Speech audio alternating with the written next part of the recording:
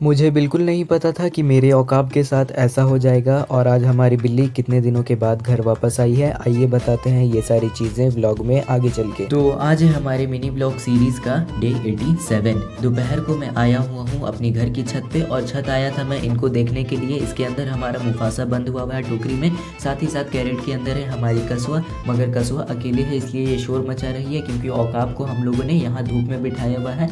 इसको डायरेक्ट धूप पे इसलिए रखा है क्योंकि अभी इसको थोड़ी गर्मी की ज़्यादा ज़रूरत है। इसकी सुबह थोड़ी तबीयत ठीक नहीं लग रही थी मगर मैंने इसको दवाई दे दी तो अब ये कंट्रोल में है, इसकी तबीयत अच्छी हो चुकी है और ये फुर्ती में भी आ चुका है माशाअल्लाह। बकरी के बच्चों को ठंडों में रखना बहुत ज़्यादा मुश्किल होता है। फिर 4 बजे के आसपास मैं निकलता हूँ अपने घर से बाहर और मैं यहाँ बाहर निकला था कुछ सामान लेने के लिए। वो सामान है पकौड़े और समोसे, मगर 4 बजने की वजह से सारे होटल्स बंद थे तो मैं खाली हाथ अपने घर की तरफ आ जाता हूँ। रास्ते से मैंने लेस भी लिया मगर मैं क्लिप रिकॉर्ड करना भूल गया। दुकान पे भीड़ भी थी और जैसे ही मेहमान जाते हैं तो बचे हुए लेस हम लोग खा लेते हैं और इसको खाने के बाद फिर मैं थोड़ी ही देर वेट करता हूँ और फिर आ जाता हूँ मैं अपनी दुकान पे सिर्फ बंद करने की क्लिप रिकॉर्ड की है और उसके बाद मैं निकलता हूँ सीधे बस स्टैंड बाज़ार की तरफ और बस स्टैंड बाज़ार में आता हूँ तो वहाँ से मैं बड़ी मस्जिद की तरफ जाता हूँ। यहाँ हमेशा पानी गिरा हुआ रहता है मगर बच के जल्दी हम लोग आगे जाते हैं और वापस जब मैं दुकान से आ रहा होता हूँ तो मेरे पास इतना सामान भी होता है और इनको लेके मैं रिकॉर्ड नहीं कर पा रहा था और घर आते ही मैं देखता हूँ कि हमारी बिल्ली आज